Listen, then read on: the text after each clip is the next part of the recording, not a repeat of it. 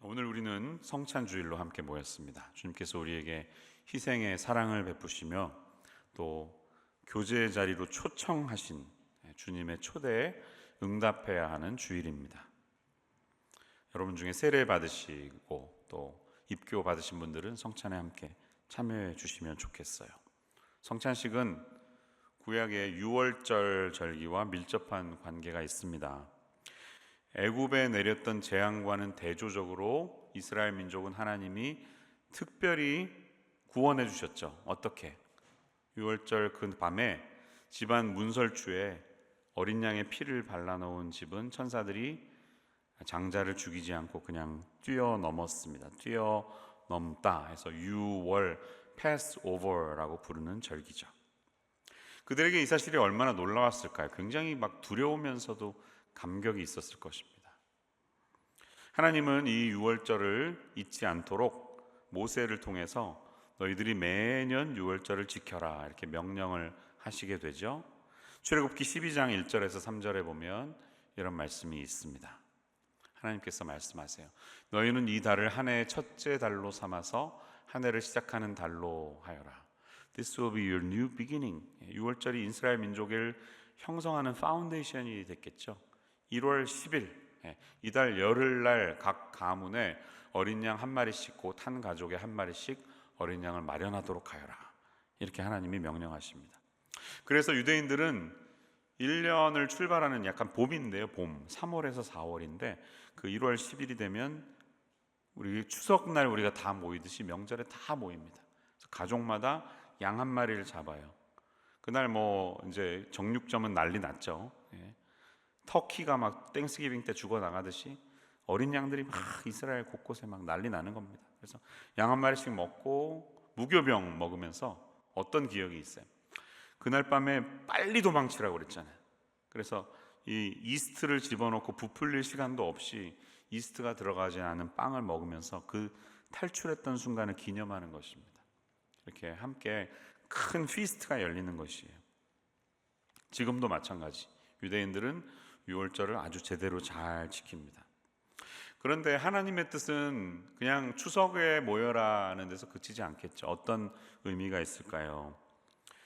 예수님이 십자가에서 달려서 돌아가신 사건은 이 6월절의 어린 양의 죽음과 연관이 되어 있는 것입니다. 어린 양의 피를 바라보면서 붙들고 있는 자들에게는 뛰어넘는 구원이 임하는 은혜가 있음을 이 신약의 그리스도인들에게 예시하고 계신 것이에요. 그래서 성찬에 나아가는 이들에게 바울은 고린도전서 5장에서 이렇게 이야기한 적이 있습니다. 5장 7절에 보면 여러분은 새 반죽이 되기 위해서 묵은 누룩을 깨끗이 치우십시오. 사실 여러분은 누룩이 들지 않은 사람들, 순전 you must be pure 그 뜻이에요. 우리들의 유월절 양이신 그리스도께서 희생되셨습니다. 이렇게 설명해 주고 있습니다. 그러니까 예수님의 죽으심이 바로 유월절 어린 양과 똑같은 펑션을 했다. 이렇게 설명하고 계신 거예요. 자, 그러면 이 성찬 테이블에 참여하는 여러분, 오늘 얼마 안 되는 떡과 잔이지만 먹고 배부르려고 하는 게 아니라 이 우리가 누구를 무엇을 기념하는지 다시 리마인드 돼야 되겠죠.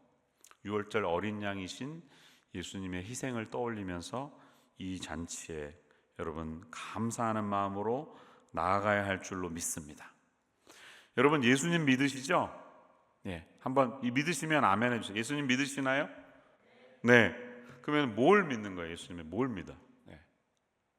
그 역사의 한가운데 주님이 살아계셨고 인간의 모습으로 사셨는데 위인이 아니라 그분의 십자가의 죽으심과 부활이 역사적인 사실이었다는 것이고 아무도 주목하지 않았던 그 사건이 믿음으로 그분을 바라보는 이들에게는 이 유월절 어린 양의 피가 뛰어넘는 일처럼 우리 모든 그리스도인들에게 구원의 역사를 열어주신다는 사실을 믿는 거죠.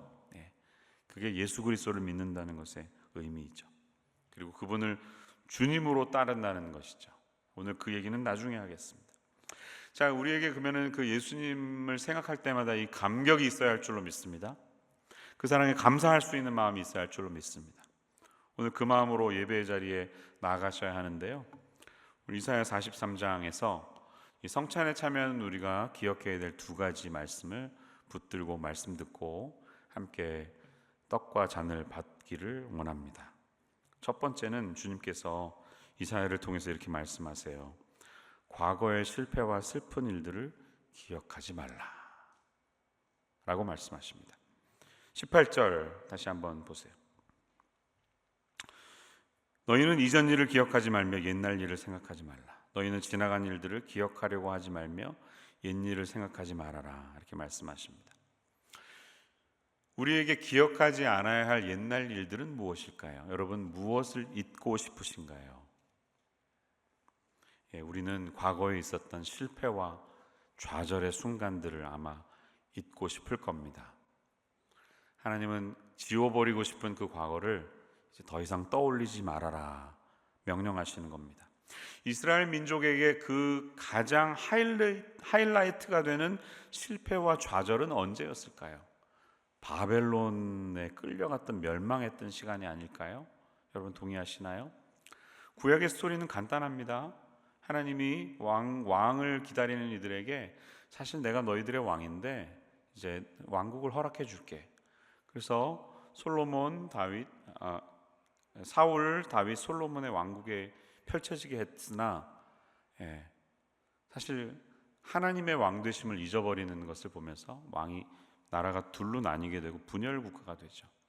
그리고 서서히 북이스라엘이 망하고 남유다가 망하고 이 망하는 모습을 선지자들이 계속해서 지적하고 왜 그것이 문제인지를 이야기하는 게 구약의 내용의 전부입니다. 사실은 그렇죠.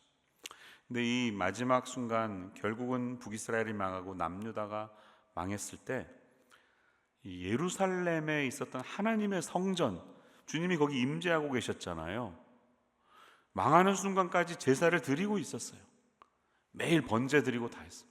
근데 어느 날 바벨론의 침략에 무력하게 당하기 시작하고 그 성전이 무너져 버리고 불질렀기 때문에 다 불타버리고 그 전에 성전 안에 있던 모든 기밀들은 모든 중요한 보물들은 다 빼서 바벨론으로 끌고 갈 때 굉장히 충격이었을 겁니다. 그렇죠. 법궤만 있으면 우리는 이겨. 웬걸 블레셋이 법궤를 털어갔잖아요. 그것도 충격인데 하나님의 임재가 있는 그 성전이 있으니까 우리는 안전해. 여호와는 나의 피난처에 노래하다가 그것이 더 이상 노래되지 않는 일을 맞이했을 때 얼마나 이들에게 그것이 절망이었을까요? 근데 하나님은 이제는 그 일을 기억하지 말라고 말씀하십니다. 왜? 이 본문의 전체 컨텍스트를 보면 바벨론의 포로 생활이 끝이 나고 포로된 자들이 다시 돌아오게 되기 때문에 너희들이 귀환하게 될 것을 약속하고 있기 때문에 힘을 내라. 괜찮다. 말씀하시는 거예요. 위로가 되죠. 근데 한 가지 놀라운 점이 있습니다, 여러분. 이 이사야 43장의 약속, 바벨론의 포로 생활이 끝나고 돌아온다는 약속은 실제 그 일이 벌어지는 BC 538년보다 약 150년 전에 선포된 말씀이라는 거예요.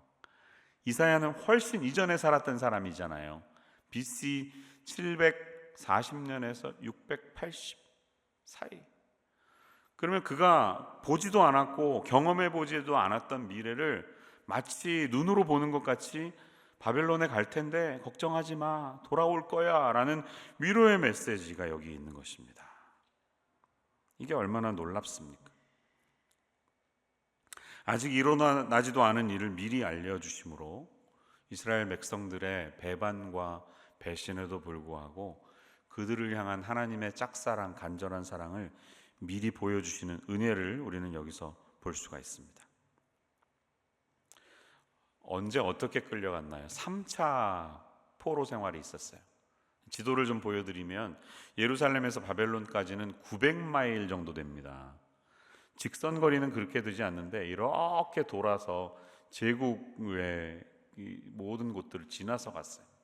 900마일을 3번에 걸쳐서 나누어 갔어요. 제일 처음에 BC 605년에 갔어요. 그때 끌려간 사람이 다니엘이에요. 다니엘 1차 포로. 그 다음에 BC 597년에 두 번째, 마지막 세 번째 586년 586 외워두시면 좋아요. 나라가 망했어요. 나라 끝났고 예루살렘에는 그냥 완전히 거민들만 남았고 다 엘리트들 다 끌려갔습니다. 끝이 난 거예요. 자, 이런 정말 질곡의 시간에 종결이 온다는 약속의 메시지가 여기에 있습니다. 여러분, 하나님에 대해서 우리는 무엇을 볼 수 있습니까? 한번 이 메시지를 떠올려 보세요. 우리는 우리의 생각과는 다른 하나님의 사랑의 성품을 발견할 수가 있어요. 하나님은 지금 150년 후에 일어날 일에 대해서 친절하게 다 가르쳐 주시는 것 아닙니까? 우리에게는 과거와 현재와 미래가 다 뚜렷이 구분되고 다 중요합니다. 그렇죠? 일단 현재가 중요하죠. 현재 내가 잘 되고 잘 사는 게 중요해. 그러다 보니까 과거에 있었던 어떤 잘못이 있으면 계속 그게 발목을 잡아요. 후회가 있어요. 그때 잘해야 되는데. 이런 후회 속에서 현재를 살아갑니다. 그리고 미래를 기대해요. 미래에는 더 잘 됐으면 좋겠다. 이렇게 살아가는 게 우리의 삶입니다. 근데 우리는 현재밖에는 보이지 않아요. 근데 하나님에게는 과거와 현재와 미래가 중요하지 않습니다. 왜? 하나님은 시간을 뛰어넘는 분이시잖아요. 시간과 공간이 중요하지 않은 분이니까 하나님의 눈에는 다른 렌즈가 껴 있어요. 그래서 그분은 과거와 현재와 미래를 한꺼번에 보시기도 하고 통합적으로 보시기도 하고 부분적으로 말씀하시는 분이기도 합니다. 여러분, 이 사실을 기억하세요. 우리에게는 현재를 이 지경으로 만든 과거가 안타깝지만, 그래서 미래는 좀 달라졌으면 하는 기대가 있지만, 하나님은 우리의 잘못된 과거에 얽매여 있지 않으십니다. 왜? 그분은 전체를 다 보시기 때문에. 과거에 우리가 잘못해서 실수한 것들이 있다 할지라도 우리의 현재가 이 약속의 하나님의 말씀을 붙들고 순종하면서 걸어가면 주님이 전체를 다 보시면서 잊어버려라, 내가 너희의 전체를 다 주관하고 있다, 이렇게 약속의 말씀을 하고 있는 소망의 메시지가 여기 있는 것입니다. 이사야도 자기가 무슨 말을 하는지 몰랐을 거예요. 근데 그 당시의 사람들은 전혀 일어나지도 않은 일들이 있었지만 얼마나 이것이 소망이 됐을까요? 소망 가운데 이 메시지가 선포됐다는 것을 기억하시기를 바랍니다. 그러니까 여러분, 저와 여러분은 과거가 우리를 붙들지만 과거가 우리의 발목을 잡지 않도록 하는 것이 중요합니다. 특별히 과거의 경험 중에서 하나님과 좋지 않은 시간을 보내신 분들, 하나님께 큰 잘못을 했든지 크게 실망해서 내 과거가 좋지 않은 것들, 그것이 우리의 신앙생활을 좌지우지하게 하시면 안 돼요. 그 기억에서 헤어나오셔야 됩니다. 과거로부터 떨쳐 일어나시기 바랍니다. 과거에 하나님께 실망시켜드렸던 그 안 좋은 추억 때문에 지금 현재 하나님 앞에 나아가는 것이 두렵고 이름조차 부르시기 힘든 분들은 이제 이 약속의 말씀 앞에 나오셔야 됩니다. 너희는 이전 일을 기억하지 말고 옛날 일을 생각하지 말아라. 왜 그렇습니까? 우리가 진심으로 과거에 있었던 후회들을 다 모아서 전심을 다해서 주님 앞에 고백한다면 하나님은 미쁘시고 의로우사 우리를 모든 죄에서 사하실 것이라고, 용서해 주실 것이라고 약속하고 계시기 때문입니다. 그뿐만 아니라 하나님은 용서하시고 나서 잊어버리시는 분이에요. 우리는 안 잊어버리죠. 나는 메모리에 남아있죠. 그러나 하나님은 잊어버리는 분입니다. 할렐루야. 어떻게 아냐고요? 이미 예레미야 시대, 이 구약의 시대에 새 언약을 우리에게 보여주심으로 어떤 하나님이신지 알려주셨기 때문이에요. 예레미야 31장 31절에서 34절은 굉장히 중요한 메시지가 있습니다. 왜? 구약인데 벌써 신약이 나와. 여기에 내가 너희와 새 언약, 뉴 커버넌트를 세우겠다, 이렇게 말씀하십니다. 뭐라고 그러시는 거예요? 옛 언약은 불순종함으로 깨졌고 모세도 화가 나서 돌을 던져버려서 깨졌지만 내가 주는 새 언약은 달라. 왜? 너희의 마음판에 새기기 때문에. 더 이상 겉으로 드러나는 게 아니라 마음에 새겨지는데, 새겨지는 이 새 언약을 받은 사람들은 뭐라 그래요? 이웃이나 동포들끼리 서로 너는 주님을 알아라 하지 않을 거래. 왜? 작은 사람으로부터 큰 사람까지 배우지 않았던 배웠던 상관없이 그들이 모두 나를 알 것이기 때문이다 라고 말씀합니다. 이게 무슨 말이에요? 새 언약에는 성령님이 우리 가운데 들어오셔요.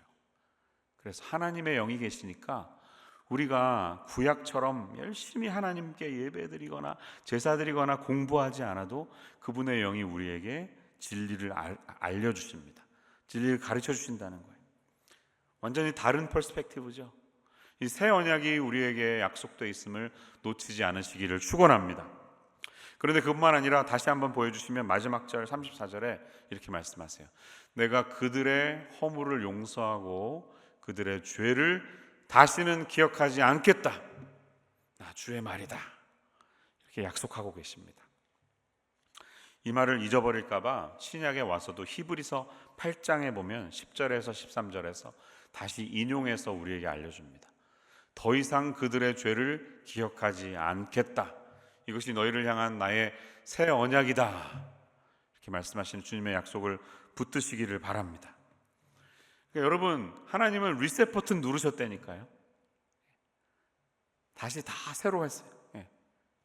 컴퓨터 다시 새로 다 하듯이 우리의 옛 것들을 기억하지 않으십니다. 알고 계시지 않는 하나님이에요. 나만 알고 있어. 하나님은 생각도 안 하고 계셔. 나 스스로 그 옛 것들에 얽매여서 거기에서 헤어나오지 못하는 불행한 일이 없기를 주님의 이름으로 축원합니다. 성찬식 1년에 4번 정도 하는데요, 그때마다 기억하세요. 내가 비록 잘못 살았지만 예수님 앞에 내가 믿음으로 나아가면 생명의 양식을 공급하시고 다 잊어버리시면서 다시 한번 우리를 초대하시는 주님이시구나, 이 사실을 기억하며 오늘 성찬의 자리에 나아가시는 여러분 되시기를 축원합니다.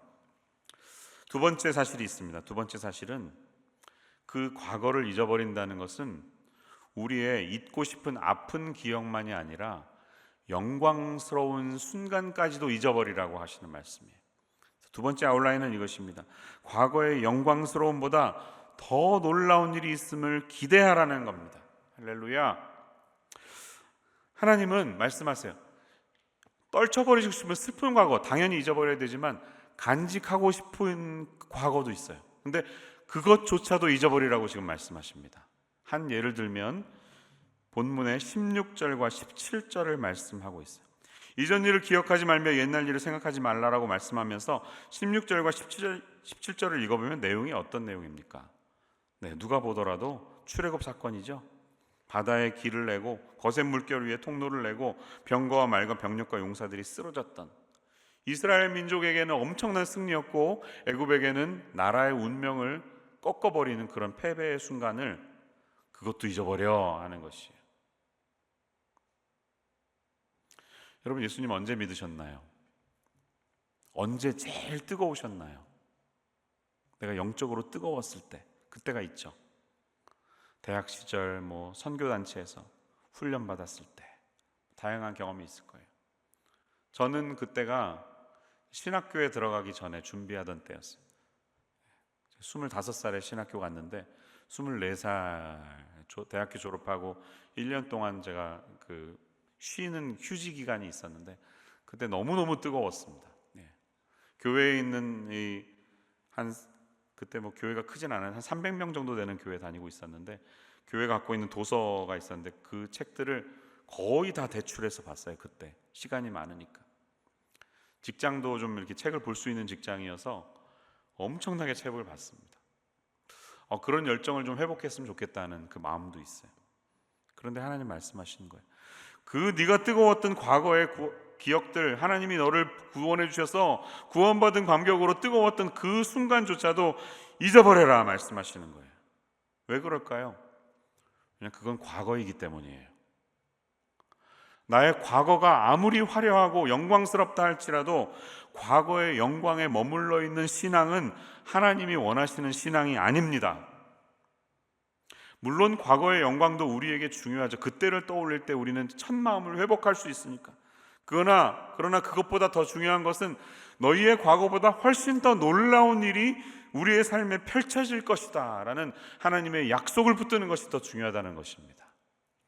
이전 일들을 생각하지 말라 말씀하시면서 주님은 19절에서 이렇게 말씀하시지 않습니까? 보라, 내가 새 일을 행하리니 내가 이제 새 일을 하려고 한다. 이 일이 이미 드러나고 있는데 너희가 그것을 알지 못하겠느냐, 이렇게 말씀하십니다. 보라, 내가 새 일을 행하리니. 마치 아직은 새 일을 행하시지 않은 것처럼 느껴지긴 하지만 잘 본문을 보면 그게 아니라 이미 하고 계신다는 말이에요. 제가 영어 성경 세 가지를 보여드릴 텐데, 제가 갖고 있는 ESV 성경은 Behold, I am doing a new things.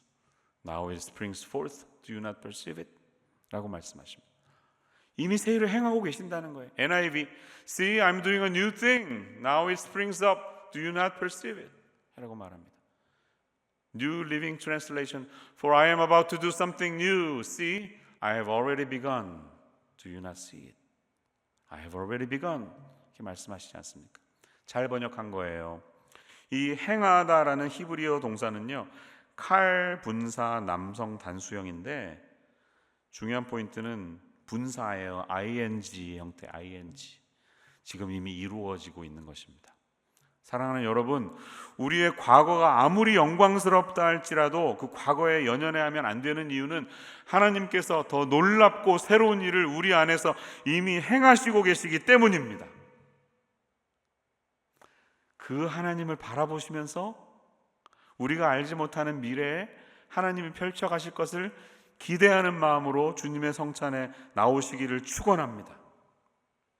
150년 후에 있을 이들에게 이 새로운 일은 무엇이었을까요? 당연히 그것은 너희의 바벨론 포로 생활이 끝날 거야.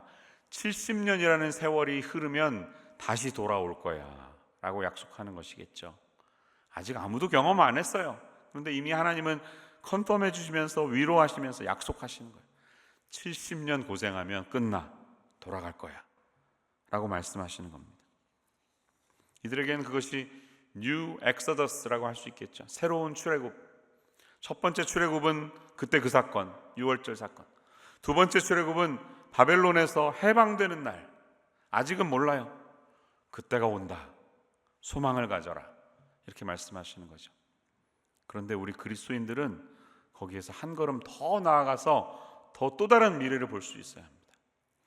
이 하나님이 약속하시는 미래급은, 그 미래의 일은 두 번째 출애굽이 아니라 어쩌면 the third exodus, 세 번째 출애굽, 영광스럽고 완성될 완전한 출애굽이 너희 앞에 있다라고 약속하는 것이겠습니다. 왜 그러냐고요? 하나님이 뭐라고 말씀하세요? 내가 너희에게 행할 이 새 일은 이런 거예요. 광야에 길을 낸대, 사막에 강물을 낸대. 이것만 해도 간단한 일은 아닙니다. 광야는요, 아무도 다니지 않기 때문에 광야잖아요. wilderness. Therefore it has no roads. 길이 없어요. 사람이 안 다니니까. 근데 거기에 길을 내시겠다요. 무슨 말이에요? 사람들이 다니도록 하시겠다는 뜻이에요. 사막에 강을 내겠대. 사막은 물이 없는 곳입니다. 물이 없으면 문명이 이루어질 수가 없습니다. 우물을 파서 문명을 시작해도 그 우물이 말라버리면 다시 옮겨야 돼요. 새로운 타운으로 옮겨야 돼요. 인간에게 물은 너무나 필요한 것입니다. 그런데 그게 없으니까 사막인데 강물을 내시겠대. 다시 사람들이 오게 하고 동물이 오게 와서 그걸 마시게 하시겠다는 거예요. 그런데 거기서 그치지 않습니다. 하나님의 약속은 20절을 보면 이렇게 말씀하고 계세요. 들짐승들도 나를 공경할 것이다. 이리와 타조도 나를 찬양할 것이다 라고 말합니다. 이리와 타조, 한국말에는 승냥이와 타조라고 그랬어요. 이 동물들은 특징은 뭡니까? They are wild animals. 컨트롤이 안 되는 동물들이에요. 그렇죠? 승냥이한테 사람이 일로 와 밥 줄게, 승냥이가 막 와서 밥 얻어먹는 거 보셨어요? 아니, 걔네들은 본능대로 사는 존재들입니다. 타조는 애완동물이 아닙니다. 타조는 동물원에 있으니까 애완동물처럼 느껴지지만 타조는 아프리카 사막을 달려야 되는 동물 아니겠습니까? 얼마나 새 중에 제일 빠른 새예요. 몇십 킬로인가요? 막 70킬로인가 막 이렇게 뛰지 않아요? 엄청나게 빨리 달리는 새들입니다. 사람이 컨트롤할 수 없는 동물들이에요. 근데 하나님 무슨 말씀하는 거예요? 이런 와일드 애니멀조차도 나에게 와서 나를 찬양하고 내 앞에 무릎 꿇는 날이 올 거다라고 약속하시는 거예요. 이게 무슨 말입니까? 새로운 세 번째 출애굽이 되면 우리가 컨트롤할 수 없는 많은 영역들조차도 다 하나님 앞에 무릎 꿇는 일이 온다는 것입니다. 여러분, 하나님이 다스리시는 세상이 오기를 바라시죠? 지금 이 현재의 세상이 너무 injustice, 불의함으로 가득 차 있죠. 뉴스를 보는 게 좀 힘들잖아요. 짜증이 나서, 너무 불이함이 많아서. 지금 인류 역사상 가장 많은 아이들이 성노예로 팔려가고 있다는 사실 아십니까? 21세기는 가장 많은 휴먼 트래피킹이 일어나는 해예요. 역사상 이런 적이 없었어요. This is unjust. 정의롭지 않습니다. 누군가 그것을 위해 삶을 드리는 크리스찬들도 많이 있어요. 근데 우리가 어떻게 할 수가 없어. 전쟁들, 독재자들의 욕망 때문에 우크라이나 러시아 전쟁은 하루에 1000명씩 죽고 있대요. 알고 계셨습니까? Every day 1000 young adult 남자들이 죽어나가고 있습니다. 누구 잘못입니까? 욕망 때문이죠. 우리가 컨트롤 못해. 근데 하나님이 해방시켜 주시는 이 진정한 출애굽, 세 번째 출애굽이 오면 다 공의롭게 되고 다 무릎 꿇는 날이 온다는 사실입니다. 할렐루야. 여러분, 우리가 그날을 사모하며 인생을 살아가야 하지 않을까요? 임마누엘 장로교회는 실리콘밸리 지역에서는 그래도 알려져 있는 교회입니다. 그렇죠? 네. 좋은 영향력도 많이 끼치고 지난 44년 동안 하나님이 우리 교회를 축복해 주셔서 주님이 원하시는 일들을 많이 했습니다. 그런데 그럼에도 불구하고 우리는 과거의 영광에 머물러 있어서는 안 됩니다. 과거는 과거일 뿐 우리에게는 이 현재 속에서 새 일을 행하시겠다고 기대하시는 하나님 앞에서 믿음의 눈을 들어서 그 하나님을 바라볼 수 있어야 합니다. 보라, behold, 내가 새 일을 행할 것을 바라보라. 믿음의 눈을 가지고 우리의 미래를 바라봐야 할 줄로 믿습니다. 여러분, 과거에 아무리 영광스러운 일이 있다 할지라도 그것은 과거일 뿐입니다. 거기에 머물러 있지 마세요. 이제 다음 주면 새해 우리 청년부 지도 목사님이 오셔서 여러분과 목회를 해 나가실 텐데 지난 5개월 동안 많이 힘드신 분들도 계셨을 텐데 잘 견뎌주셔서 감사합니다. 하나님께서 이제 목사님을 통해서 새로운 리더십으로 이 공동체를 잘 빚어 나가시기를 바랍니다. 근데 이제 새 리더가 오면 항상 우리는 그게 있어요. 아, 옛날에 이렇게 했는데 왜 이렇게 하시나? 전에 목사님 이렇게 하셨는데 왜 이렇게 하시나? 자꾸 과거를 비교하면서 과거에 머물러 있으려고 하는 게 우리 인간의 본능입니다. 잊어버리세요. 하나님은 우리에게 새 길을 내실 분이에요. 강물을 내실 분이에요. 지금 힘든 광야의 길을 지났다 할지라도 그것을 넘어서서 그분께서 새로운 목사님과 함께 여러분 청년부 공동체 가운데 광야의 길을 걸어가는 사람들이 길을 발견하고 사막의 길을 걸어가는 사람들이 강물을 발견하는 그런 놀라운 역사가 일어나는 그런 우리 사부 비전 청년부 되시기를 주님의 이름으로 축원합니다. 소망을 포기하지 마십시오. 하나님이 우리 공동체를 다시 빚어가시고 새 강물을 내실 것입니다. 이 소망이 꺾이면 안 됩니다. 지옥에 없는 것이 있다면 그것은 희망이라고 하더라고요. 단테의 디바인 코미디 신곡에 보면 지옥편이 나오는데 그 지옥편에 이런 문장이 써 있습니다. 여기 들어오는 너희는 모든 희망을 버려라. 이렇게 말합니다. 지옥은 소망이 없는 것이 지옥입니다. 하나님과 함께 하는 사람들에게는 소망이 있습니다. 바라봄의 법칙 아세요? 바라봄의 법칙. 보라, 내가 새 일을 행하리라. 우리의 미래는 알 수 없지만 믿음의 눈으로 바라보면서 하나님께서 행하실 미래에 이 길을 내시고 물을 내시고 동물들까지도 주님 앞에 경배하는 그날을 미리 보는 자들에게는 소망이 있음을 기억하시기를 바랍니다. 우리에게 그 진정한 세 번째 엑소더스는 예수님의 재림이 될 것이에요. 계시록의 말씀이 약속하는 것처럼 그분 앞에 모든 권세와 모든 정사와 권세들이 다 무릎 꿇고 예수 그리스도 앞에 굴복하는 날이 올 줄로 믿습니다.